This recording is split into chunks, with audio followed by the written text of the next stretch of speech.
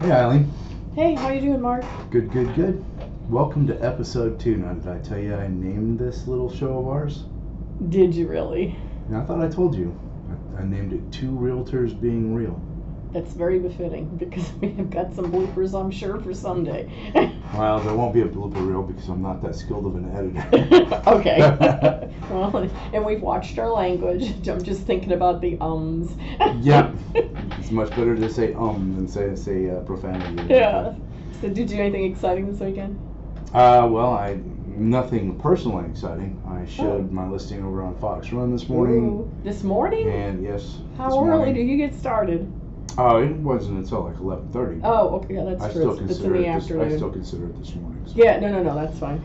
But yeah, did that, and then I've been here at the office ever since, doing some wrapping up some things I've been wanting to do. Yeah. Fun. How about you? You were going to go to Unwind, right? Yes. How'd that go? We had such a nice storm Friday evening. Yes. We had tornado warnings and everything else. Thankfully, we don't get that too often.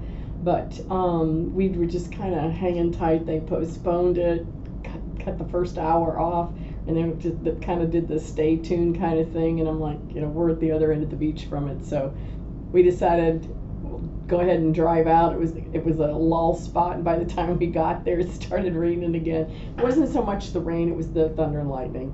Yeah. The vendors and everybody were hunkered down underneath the what do you call that thing that. The stage? Yeah, but I mean it's covered. Yeah. So they were up in there. Thank you, amphitheater. That was the word I was too. But they were all hunkered down in there, and they literally waited to the last minute. And we ended up getting an email that they opened the venue up for those that purchased the dinner. Yeah. And I'll tell you about that part in a minute. But so we got to go in early, and they really did everything they could to help make up for part of it at any rate. We had phenomenal demonstrations. Some of the cocktails that should have been served with dinner were served to us, and some of the we had much larger samples than are typically given to the public. So they did a partial reimbursement, so that was kind of cool. Wow. I was surprised. But the goodie bag, ooh, that was fantastic. We each got a bag about this big, about that wide. It had a cookbook in it. Okay. The author was there, and it was a cookbook lifestyle book, and she was there and signed it. They had a guy signing a cocktail book with history from the 20s and 30s. They were all, can't think of either of the author's name, which is really bad, but the cocktails were about ones that originated in the South, which is basically along the Gulf Coast, is the easiest way to explain that, from Texas to Florida. Okay. And then new twists on them. So Peter was thrilled to death with that. He sat, and I think he glanced at it for a good hour and a half at home yesterday. Wait, no, Saturday night. I don't know what day of the week it is. My calendar's kind of nuts right now. Every day's Monday. Yeah, honestly, I have to stop and think, because when somebody talks day of the week, it's like I'm thinking numbers. What number is that? Yeah, exactly. But we had a great time. We bought a few things and took lots of pictures, so I've got to try to get those on my Facebook page at some point. Doesn't always work out. I'm not good at that live stuff, and I don't know how many times I've tried to do either Facebook Live or do those little videos with the phone by myself. I'm so glad you're the IT guy of our group, because I'll be doing it, and when I turn it off, that's when the darn thing starts running. That's when it starts. Yeah, so I got you. But anyway, I highly recommend Unwind to anybody that's even thinking about doing it. We've done it several years for just the tasting side on Saturday, but this was the first time we booked the Friday with the dinner with pairings. And even though it didn't work out the way we were hoping to, we were going to definitely do it again next year. Awesome. We're gonna keep going until we get the start to finish on it. We loved it. Loved it. It was fun. I mean, Peter travels, so we had some good time together. It was only on Friday night, or was it on Saturday too? The dinner's what they call the preview parties, and they literally pair food with the cocktails or wine that you're being served. And there's a band there, entertainment, and then like I said, the two authors of the 2 different books did demonstrations on Friday evening, or they were going to, but it was canceled. So Saturday they have general public admission. I want to say it's like, I think that's 1 to 4, and you buy the ticket and you've got free reign of everything. So you get to go where we were at the preview party if the party had happened. But Southern Living is actually the host, and so they go in there. They got this huge, I call them circus tents, but the big white ones, and they had sides on this one, so it wasn't a muddy mess on Saturday. So that was great. But they literally have like living room venue set up. Where you can sit, and it's nice furniture. It's not say the stuff you can walk in, grab and go with. But they had that, and then they had I think there was 2 or 3 bar heights, long narrow tables where you still had room to sit across from each other, with plates or whatever, and they have it all decked out. I mean, table runners. Some of them had tablecloths, flowers galore, fresh flowers. The neat thing that they did this year that I haven't seen in years past is they had umbrellas under there like you're on the patio at home. Okay. And underneath the umbrella, they had fresh flowers and some of the viney plants and whatnot hanging down along the pole that held the umbrella. Gorgeous. I'll have to show you the picture. Yeah. When we get rolling here. But it was just fantastic. Cool. Yeah. There were a couple of distilleries there. We've got that winery that they're in the process of getting everything built out. I did get to talk to them. I talked to them last year before it was kind of public knowledge that they were coming here. They do a sweeter type wines with different types of fruit. Dublin is the name of that winery, but they're going to use the old Umbre golf clubhouse as their. I'm sorry. Yeah. Yeah, that's what they're building in there. So the clubhouse that existed for the golf venue is going to be used for their corporate offices. Okay. And they've already got, I think it's either in Alabama or Georgia, they've got a winery there as well. I'd have to look it up on the computer to find out. Okay. But they're going to use that for their corporate offices and whatnot, and they're building a completely new tasting room. So I'm thinking that might be what's going to be in the back. But they're also going to be planting vines. I'm sure they use grapes. I know that they, like grapes that you normally think of with wine. Yeah. But I know what grows well here in the southern area, Florida, Alabama, and whatnot, is the muscadine, which is a big old fat grape of. I don't know if muscadine's a varietal. If it's technically. I mean, but it grows like. Typical grapes, but they're huge, crazy sweet. In this, and I've got a palate that doesn't go for big sweet, so there's my disclaimer. Other people love it. It's a little too sweet for me, but anyway, they're going to be planting and whatnot. Right now, they're working on their offices, and then they're going to go to their tasting room. But I think they broke ground because we drove by there. And what a mess. I mean, they busted up concrete and blacktop. They've been working on the interior of that building for probably 2 months. Yeah. And they've been doing it kind of discreetly with only 1 or 2 vans or trucks. And it's got that raised roundabout drop-off area. Well, and it's one of the few buildings in the area with a basement. Yeah. The old cart storage. Well, that was the cart storage for the clubhouse. Yeah. So I'm sure they'll utilize that. And then it also in there. I only golfed there maybe once over my lifetime. Didn't they have a cafe in there? They did. Yeah. Peter is a golfer, so Good, Bad, and the Ugly.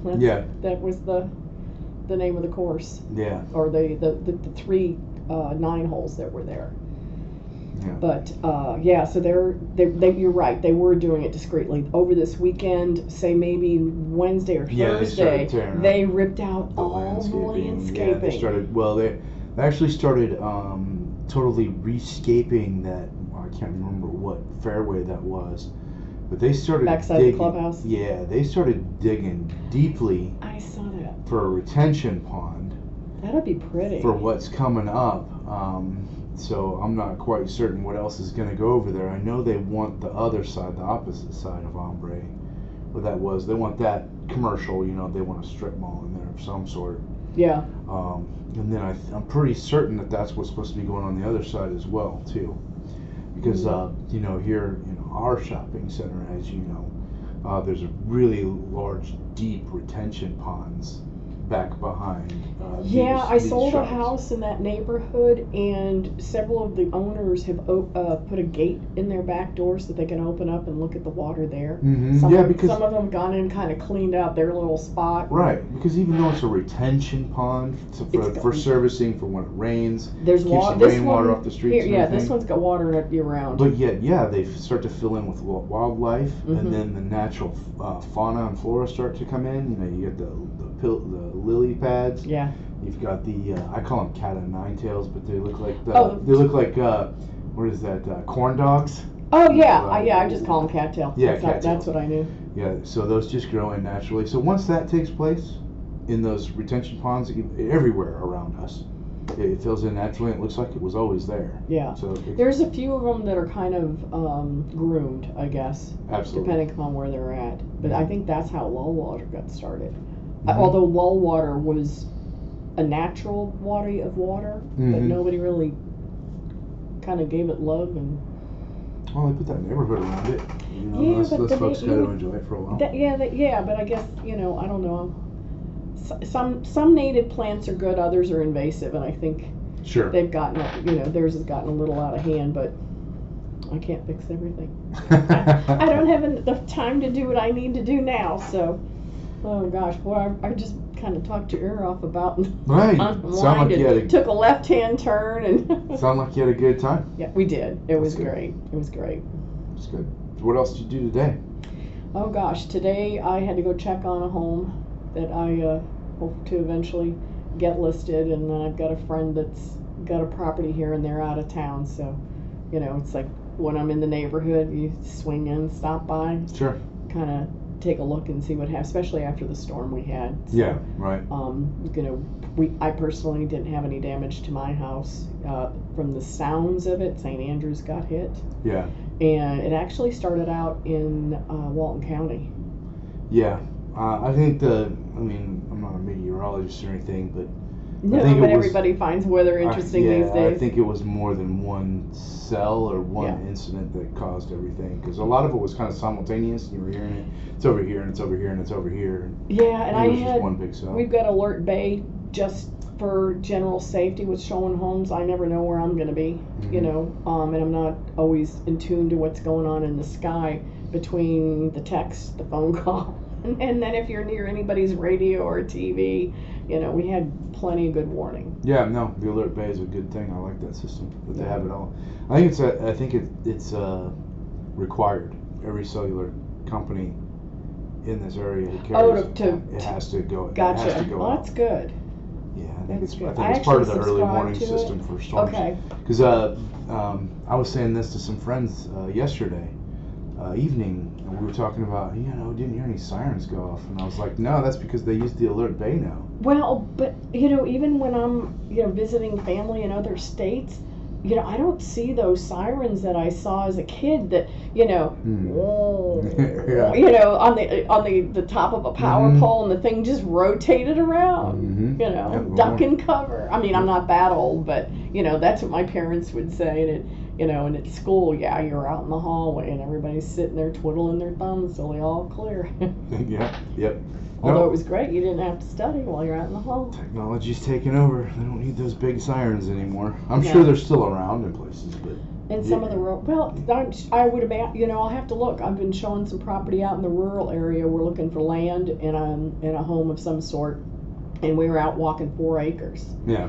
And everything was great. And the gentleman that I'm working with is in technology, so it was real big that he had internet. And then secondary, because he likes to game a little bit, you know, to chill out. You know, he'd like to be able to also have or what, I don't know, what is it? He needed his phone to work, and he needed the computer. So the computer's Wi-Fi, I guess. I don't know, the cellular service, that's what he needed. Yeah. So we're out there, and I'm like, I got one spot on my phone. You got one bar on yours. But were you on the same carrier though? No, we're in two different carriers. Two different carriers. How was his? He didn't have any. He didn't have any? Yeah. What was he on? I don't know. Don't know? Yeah. What were you on? I'm on Verizon, Are you? and I do really well. That's where my business account is, but does fantastic. Yeah. And I'm an Android. Yeah. Love it. I won't change. I mean, Peter's got both. Yeah. But that's an engineer for you. Sure. Got to play. Yeah. But didn't have that, and then because of the business he's in, he's able to sit there and research who's got what coverage for the internet, and nope. Yeah. No internet. Well, so when Peter, who was doing the research, Peter or your guy? Or my customer. Your customer. Yeah. So Elon Musk has that Starlink. So while it may not be the fastest, it's consistent. Is it? And it's for everybody. So even if you're out in the middle of Starlink? Absolutely nowhere. Yeah. Yeah. Even if you're out in the middle of nowhere. You got sticky notes? Yes, I do.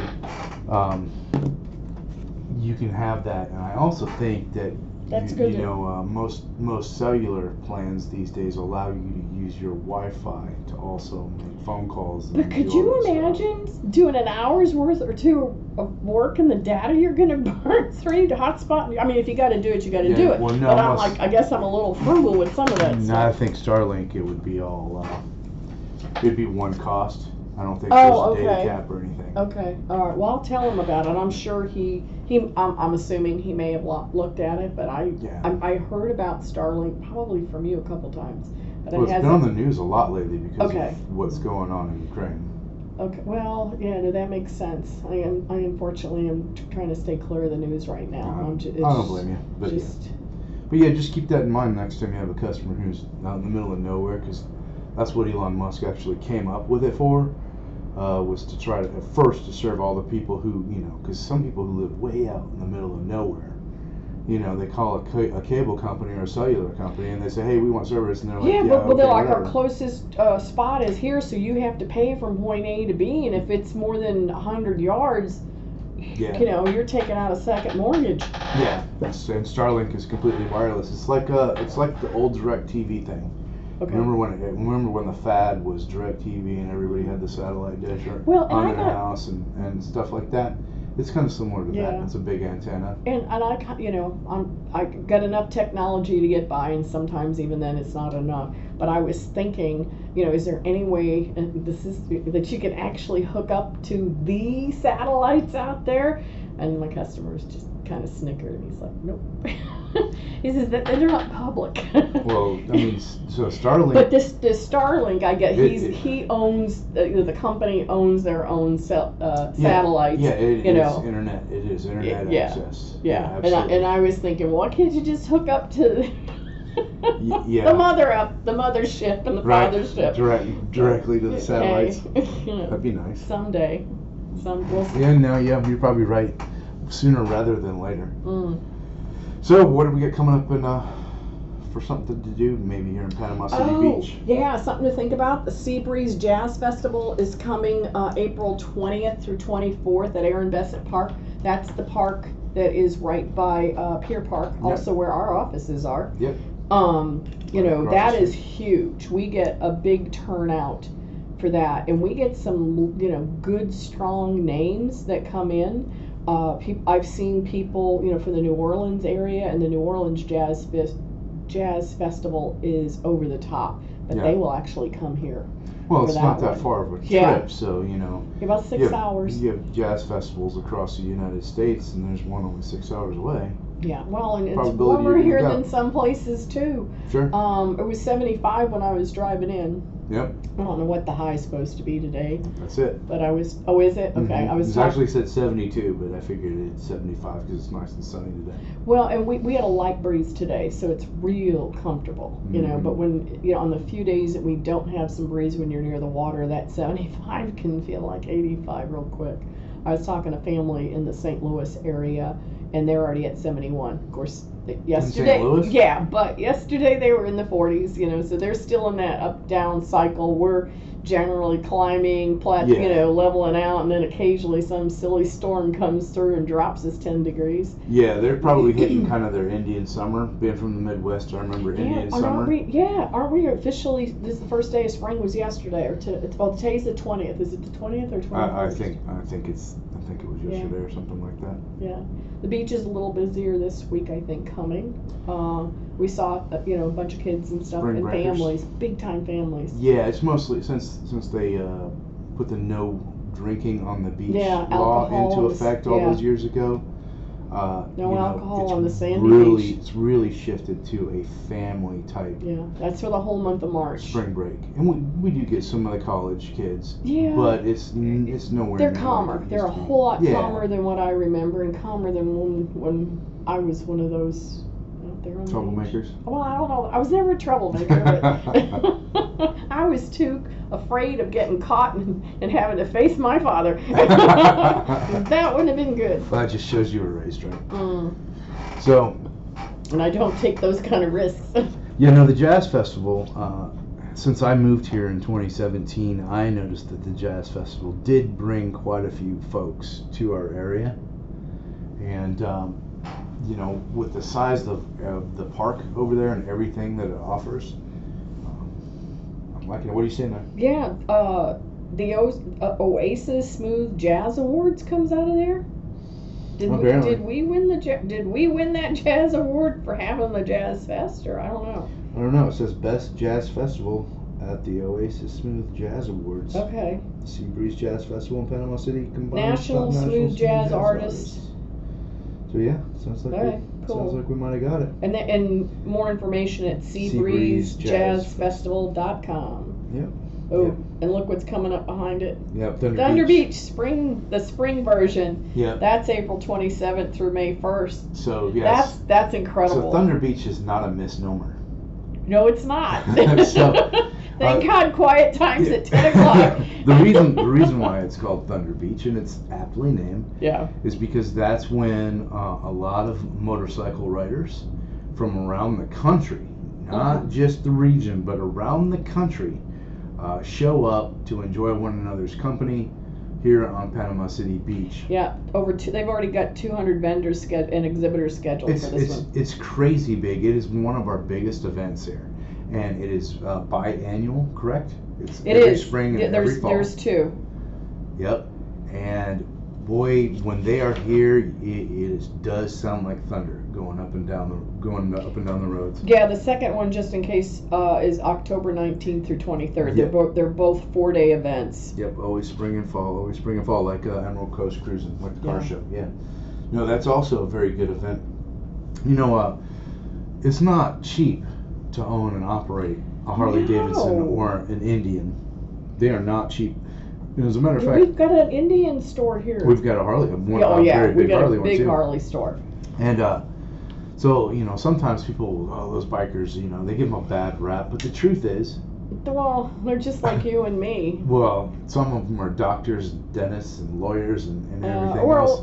Entrepreneurs. Yeah. I mean, just folks that have been able to squirrel away what it takes to purchase one and maintain it. I mean, they're gorgeous. Then we get, and they're not just the regular ones you buy at the. I was going to say at the store, but you know what I mean. Yeah, no. I mean, they take you wouldn't call it a. What do you call it? The speed shop? Yeah, or is that usually more car? That speed shop's typically for a car, but you typically just call it modding or modification, where you take a factory-made product and then you'll make some changes. It can be aesthetic changes, or it can be actual like engineering type changes where you change the amount of horsepower or the lighting on it or something. There's a lot of them that are lit up, and I know that there's a guy that comes in that does the custom lighting. He does it while you're here. Yeah, you can only take so many. I don't know his name. Actually, there's 4 or 5 of those type of vendors. Okay, so that's gotten more popular. Where there's people who will do engine improvements. While you're here? Yeah, while you're here, because they bring these big giant 5th wheel trailers that are fully.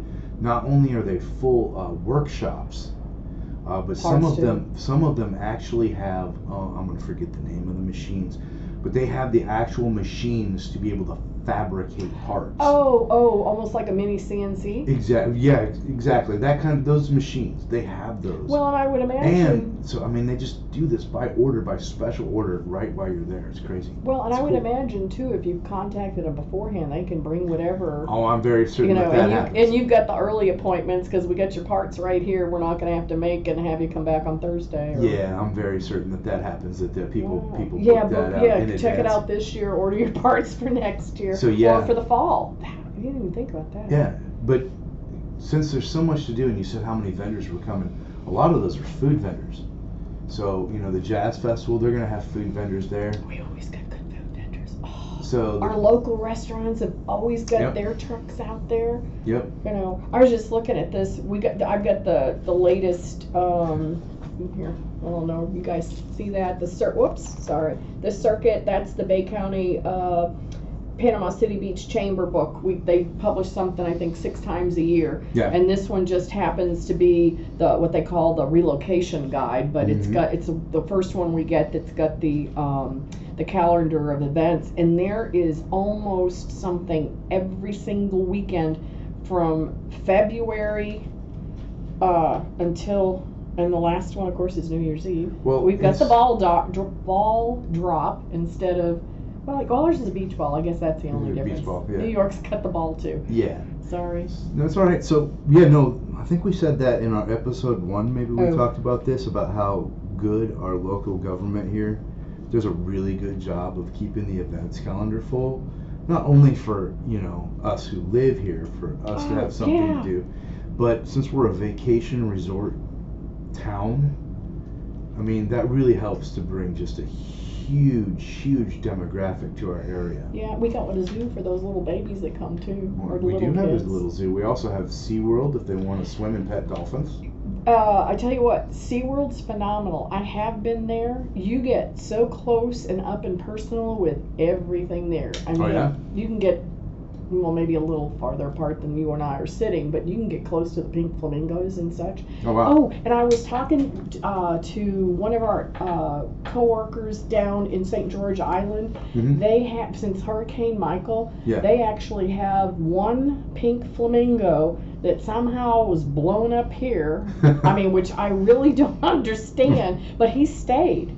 I mean, he's still like, there. I like it. Yeah. And so, it's like, geez, I'm surprised they haven't gotten some, GoFundMe for a date, for the flamingo, and give him some company. But yeah, they really protect where, I don't know the name of the park he's in, but he's in one of the parks where people can go and visit. Yeah. I guess I need to call Shelley and find out, since I just told the world about it. But they protect him. They won't let you get too close to him, which I think is pretty cool. Yeah. Who knows? Maybe we'll have a new population of pink flamingos up here. We'll get some new flamingos. Yeah. I also wanted to talk a little bit today. We're going to segue away from that. So, as you know, the Fed the other day just raised the interest rate. And that was the first of a plan of 6. 6? Oh, I heard 4. So, no, wow, plan of 6. They stuck another 2 in there. So, they can change it. That's they always true. do. Well, and thankfully it's not 1% every time. Right. But I've seen it already, a little bit of change in the market from the rising interest rates. What about you? Things seem to stay on the market just a little bit longer, and then people forget that when the interest rate goes up, what they can afford, it's almost like they need to get requalified when they're looking at property, because that will actually drop a little bit. Yep. We're not seeing huge increases in the interest rate, so it won't affect folks.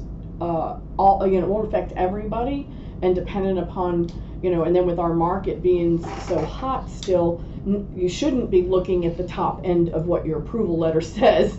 If it says you can afford up to $350,000, you should probably be not looking at anything higher than say 3.25. I personally like that buffer zone, just in case you have to go over list price. You're not going to be, then scrambling like, exactly. I've been approved for this. Now I got to talk to the bank and see if we can get, an okay, or maybe you have, a lot of people don't, when they get approval letters, it's for what they're comfortable to spend versus what the bank can tell you you can spend. So the bank may say you're up here, and you're like, nope, I'm comfortable here. Sure. So they may have a reserve that they can tap into too. Well, hopefully. It's just a caution for some folks. Hopefully, most buyers become educated like that. Yeah. Because we already got ourselves in trouble many years ago from a lot of buyers finding out they were, hey, you're qualified to purchase up to $500,000 when they were maybe making $32,000 a year. Yeah. But that's because they were being misinformed about the loan because it was an adjustable rate mortgage. Mm-hmm. And then so they were looking at the 0% interest for the initial 18 months or 24 months, whatever that may have been. And you got killed because they backloaded it. Yeah, and then that became a real education for those people. It made a lot of changes in our industry over the years. Happy to see that, more truth in lending and all that kind of stuff. And definitely for the banking industry, so that kind of thing should not happen again. No, I honestly think we've got safeguards in for that. But the rising interest rates, I think once they did that, there was a little bit of a spike in... but I'm seeing a spike in cash sales. Yes, well... That's always been very popular in our area, but it's also increased listings a little bit. So the number of listings probably grew just a little bit, but not as much as we'd like to see. Yeah, we've got 811 properties that are listed for, 803. Mm-hmm. Apparently 7 people just put something under contract since I refreshed my screen. But yeah, we got... And that's in all of our 5 counties. Mm-hmm. What is interesting in that is if we look at just Panama City Beach, drum roll please, we only got 314 properties. That's condos, single family homes, townhomes, mobile homes. We've got a few of those. That's all it is. Okay, and I'm gonna get silly. These are the details I like. 314 here, okay? Mm-hmm. And then of those, the least expensive property is $145,000. Now I gotta tell you, it's a single wide. Yeah, so that requires a cash sale. Mm-hmm. Don't have any lenders that will lend on that. Nope. And not on them. They won't lend a mortgage. Some of them will do. Like if you were buying an RV or a boat, they'll do a personal loan, but that interest rate is high. So that would be around 5% with good credit. Well, what's our interest rate right now? You were saying you just looked at it? 3.82 or something like. Well, no, that was days ago. Okay, so that's probably more than 5 we'll have to now. look that up today. Today's rate. These are my. I mean, that's just one of those goofy things I like to look at. 4.48, 4.45. Wow. And then 366. Yeah. So then condos, we've only got 168. That number is actually No, that's low. Condos are typically about that 2/3 mark, or at least that's what I've. Just kind of my rule of thumb is. You like to do the 2/3 mark? Well, considering how many we've got, I'd have to do the math again. But I think that's roughly in the past how many we've had. But that's not a lot when you consider how big our beach is.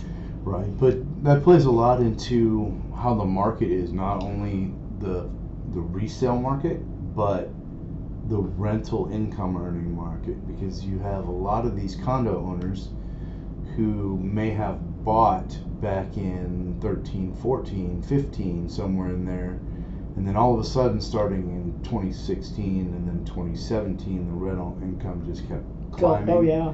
And then with the way our state was run in 2020 and 2021, that rental income just increased a lot. I know ours was up 9% from 2020 to 2021. That's good. Just not in 1 year, 9% increase. So the least expensive condo, and surprisingly, it's a 1-bedroom, Mm-hmm. $179, but it's only 400 square feet. So that's another one that's going to be tough to get a loan on. Absolutely. The lenders I talk to typically require 500 square feet. Fontainebleau, and then I'll get off of this. I'm sorry. I can talk houses too if you want to take a quick look at that, see what's on there. There was one in here, Fontainebleau. The prices in there have just, here we go, $259. I know, but here's the cool thing about Fontainebleau. I'm trying. It's 330 square feet in the unit. They are all efficiencies, but these were built back in what was it? 1965.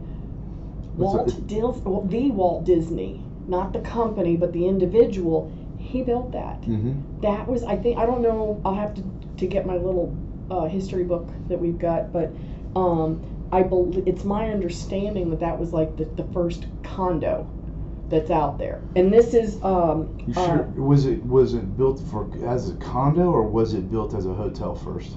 My understanding was a condo. Okay. New concept. Okay. I've been in one that had the original kitchen area. Kind of scary because the sink was right over the stove. Well, I mean, or right over the oven, literally. Right. No, so yeah, that could be that could be cool and scary at the same time. Yeah, the whole kitchen though is like your desktop. I know, it's small. I've been in there. It's pretty neat. Some people have done some cool things though. I've been in there, but what would have been really cool is if they would have took one unit. Oh, it's a co-op. If they would have took one of those rooms or units and hermetically sealed it from the day it was brand new. Well, yeah. And then used it like a museum, kept it like a museum piece. Like I said, I've been in one that hadn't been touched, and it was pretty interesting. Yeah, but that had miles on it. Oh yeah. I'm talking about if they finished that building's all concrete. And then sealed it. Yeah, I mean it's just incredible. Some people have taken the ceilings out, and they're curved, and I think that's for a sound thing. I don't know enough about that, but this is one of the only co-ops we have on the beach. The other thing about this, I know people go nuts. The HOA is $500 a month.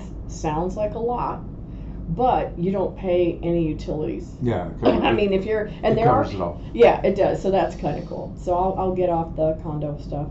That's all right. It's an interesting topic. I didn't know that Walt Disney had built the Fontainebleau.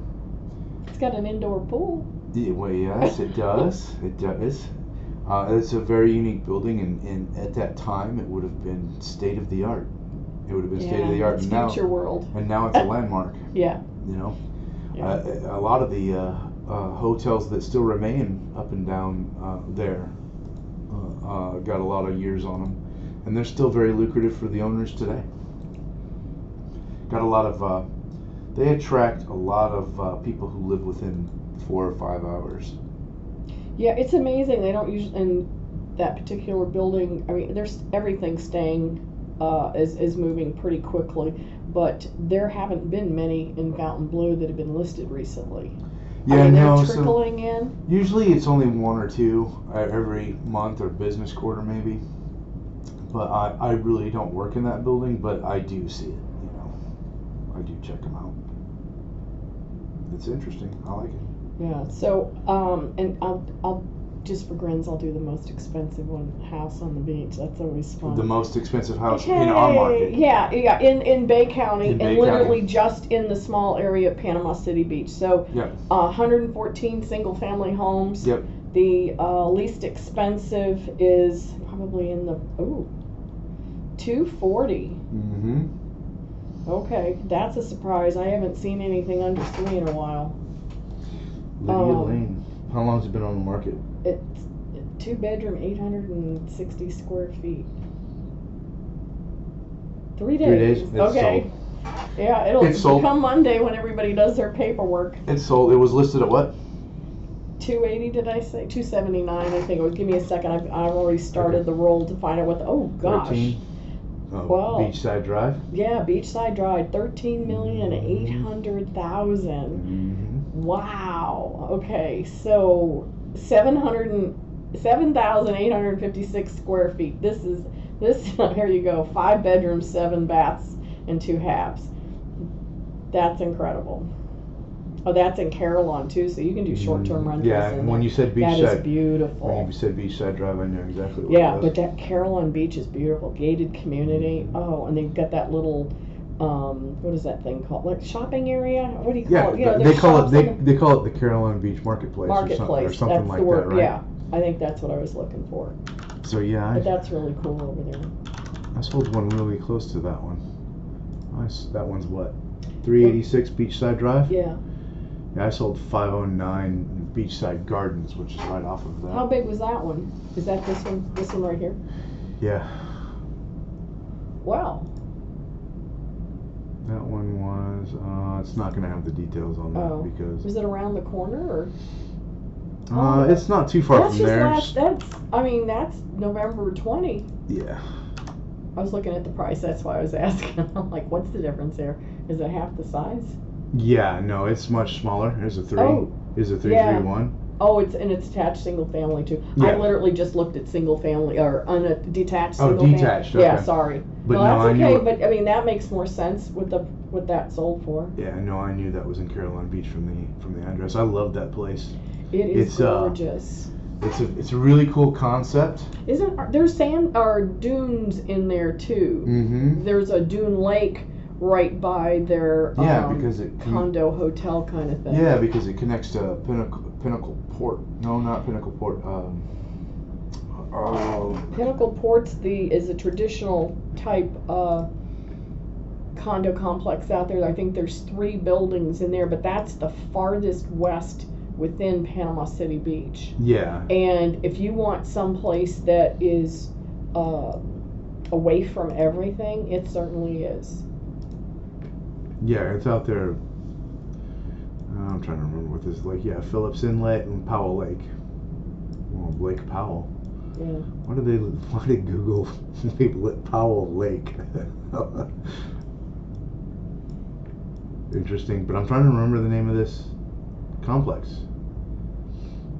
That's Pinnacle Port. Pinnacle. Oh, I did have it right. Yeah, it is. It's Pinnacle Port. Okay. Yeah. There's its little port. Yeah. Well, no, that's also usable by everybody at Carolina Beach. Yeah. Well, that's how you get into it. You've got to go in Carolina Avenue. Yep. And then right here's the Caravan Market Street with the hotel. Yeah. Now they can't see any of this that we're showing it to them, so I don't have it set up that way. Oh, well, maybe next time. I noticed you got a new camera in the corner, so. Yeah, that's for something else. You're still learning how to use everything, too. Oops, sorry. So, I just almost ran you down. So they don't have any reference of what we're talking about. No traffic that day. Awesome. Yeah, so anyway, there's, $13,800,000. That is. So 386 look at that. Beachside Drive. That's $1,756 a square foot. Here, and I'm sorry. We'll get things squared away at some point. The pictures of the property are pretty cool. Well, you would look at the courtyard. You would want them to be. I know. Having sold real estate now I'm in my 8th year, I think. Mm-hmm. I still enjoy looking at the pictures. Mm-hmm. I get excited every once in a while when I get into a property where they've done something different. Taking maybe a little bit of risk or realize, hey, we got to get up with the times. It's like, somebody's newly renovated. This almost looks like it was somebody's primary residence, except there's a lot of bedrooms. Yeah, so Carolina Beach, as you know, they do allow short-term rentals in there, so there are a lot of them. There's also a lot of people who, like the folks I sold to, they use it as a second home. They come down, they're from Columbus, Georgia. Oh, that's close. And that's about all I'm going to say about them now. Yeah, no, we got to protect everybody's privacy. So it only takes them a few hours to get here, so they enjoy it a lot. That's good. So, but yes, they have short-term rentals in there, long-term rentals, but the way they have it set up is so awesome. I love it. We'll have to do a feature or something on that. Oh yeah, that's a good idea. Yeah. Let's see if we can find something else to talk about today. Well, we might be boring them too. We're already almost at the 45-minute mark. Oh. But I can talk. We both can. Yeah, it's part of the business. Oh, appraisals. Let's talk about appraisals for a second. Okay. So the market is such, especially here, and I've heard in other markets. I've got a cousin-in-law that is in Colorado, and I've got a cousin that's in Nebraska, both in real estate. And when you get on the appraisal schedule, you're happy to get it. But boy, if you 30 days out here. If you need an emergency appraisal, it's going to cost you a lot of money out of pocket. Somebody in our office had to pay $1,000 premium to get something done because the guy that originally said he would do the appraisal backed out 2 days before closing. And they were approaching a weekend. And they paid the appraisal cost plus $1,000 to get that done. Yes. That is nuts. And that is not only becoming an issue in our market, but other markets as well. So, yeah, I've actually got customers in other markets that I've done referrals with, to people that I know, well enough to say, hey, I'm willing to send a customer there, and they're at that 30-day mark easily. Yeah. A couple people we're hearing about under appraisals too. Yeah, and that's simply because the market is increasing so fast that the appraisers can't keep nervous. up. They get nervous, but it's not I don't think it's as much of an issue as it was, say, last summer.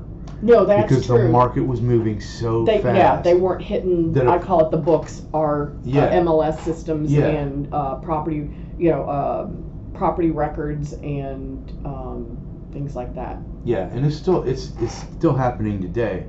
So it is an extreme escalation of value. Yeah. So let's use a cookie cutter method. Let's say we're talking about a condo that's a 3-bedroom, 2-bathroom, okay, or 3-bedroom, 2.5 bathroom. And let's say it's an end unit and one sells for $750,000. Well, the next one that's going to sell within days, sometimes weeks, maybe a month, will be close to 8. Will be 775. Yeah, 775. Yeah, they're going up about 25,000. Yeah, and then the next one is 800, and it's a perfect model all the way throughout. So, like we were talking about Fountain Blue just a little while ago. 2 years ago, you could have got one of those units for how much? I want to say probably at 125 to 150. Yeah, for a really nice one, one that had been redone many years ago, somewhere in that. In the 80s. Yeah. When I first got started. But now, for something like that, what price did you just quote a few minutes ago? Yeah, something like that. So that's how much the values have increased all across the board for every type of, especially Gulfront property. Oh, Gulfront. Definitely, but even in the neighborhood that I live in, we have seen great property value increases. Yes, escalation is across the board. It's kind of nutty wacky, and those appraisers just are having a hard time keeping up with it. Yeah, and they're using certain programs that use algorithms that tell them they're supposed to. I was gonna scroll down. Yeah, thanks. I was going to see if there was anything else that was in there but and just in case, if you do get a low appraisal, a lot of times the sellers know that we can put it right back on the market and probably get a cash sale for it. So no, and in some cases we have sellers praying for that.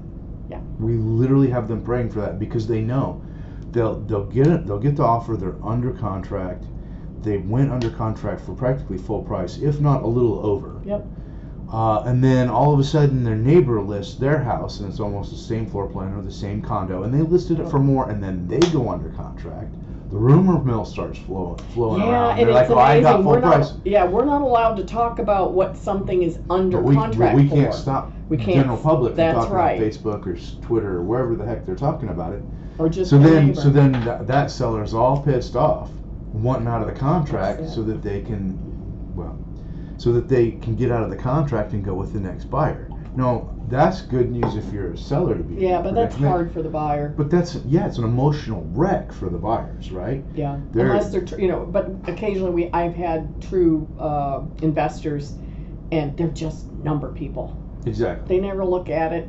They never stay in it. They never come down for closing. Mm-hmm. It's a number on their books. Yeah, and they're paying cash. Yeah. So then when you have a buyer who must get a loan, and they're competing with people who are paying cash, a lot of the times the people who are getting a loan will lose out. Yeah, cash and conventional work pretty well. When you get into FHA, VA, those are harder to sell the package to the seller. Absolutely. Because that's what we're doing. If we've got the buyers, we're trying to convince that listing agent that our person is great and that they're pre-qualified. Here's their letter. We're lucky this particular FHA buyer doesn't need closing costs. Right. But you're still in there and you're plugging for them. And if somebody's just looking at the bottom line, or most people or multiple offers, line, right? Yeah. That's well, right. yeah. Bottom line is usually the first thing. It's really tough on those who are getting loans. It's even tougher on those, like you said, you mentioned FHA and VA. Yeah. Because a lot of those programs require the seller to contribute something towards the buyer at closing to help them obtain that loan. Yeah. And unless that buyer is in a position to say, no, we waive that, we'll pay that ourselves, they're almost definitely assured to lose out. And it's sad, because everybody deserves an opportunity for a home. If you can afford it, if you are financially responsible. And the banks check that out. Yep, you got your pre-qual letter. You should be able to get a home, but competition is still such that cash is king. Yeah, and I'm finding though that those houses that might have been overpriced to begin with, they're the ones we have a better chance of with that FHA or VA, or if the veteran's selling the home, they understand what a veteran's going through, and they will sometimes go in and say, hey, I'll take that VA loan. Right. I actually had a customer 2 years ago that listed when our market was just really starting to take off, and he told me right up front, he says, I would probably give the opportunity to a veteran right off the bat if that was the only, the prices were similar. Yeah. And I was impressed. He himself was a veteran. And, it was nice to hear that. Sure, yeah. So and they've got stiffer, when they go in for their appraisals too, they also go through a VA and FHA, go through a smaller version of an inspection. It's not equal to a home inspection. It's a verification of certain systems that the home must include. Like a 4-point. Yeah, and they must be functioning. So. Functioning, and they usually look at some safety issues. Yeah, it's almost all safety. Yeah. And then it all has to do with lifestyle. So heat, windows, doors, gutters. And most of those repairs have to be made by the seller. That's the other hard part. So if you are a veteran or somebody with an FHA loan, it's again, like we said early on, don't look at the top of what the bank says you can afford. Look below that, because you may have to pay over list so that the seller can make those repairs that are required to them. I don't want to say by law, but by the terms within the loan of the loan and the program. Yes. So. Loan requirements. Yeah, no, I don't like to see that part of our market being like that. I know some of our contemporaries revel in it. They love seeing it, but I have enough empathy in me to be able to. I can see both sides. But as always, it does. If I'm working for the seller, I'm working for the seller. What's that top dollar I'm going to try to get you? If I'm working for the buyer, we've got our heels dug in for the buyer. Yeah, I'll do my very best to get you the best possible deal. But sometimes the market, you're either going to have to play by the rules of the market, what is laying before us, or not play at all. Yeah, it's hard. Yeah, it is hard on buyers. I don't like seeing it, but that's the way that it is. Yeah. Again, happy for my sellers, but them buyers. Buyers, we work harder, so. we do. What else we got going on here? Well, I'm thinking honestly that's about it. At least for today, I've got a customer that I've got to call and see if we can't get in and see something. Thankfully, we're in daylight savings time, so I can show till about 7 o'clock at night when I have the stamina. And it may stay this way. Yeah. We may stay on this daylight savings. Don't do that to me.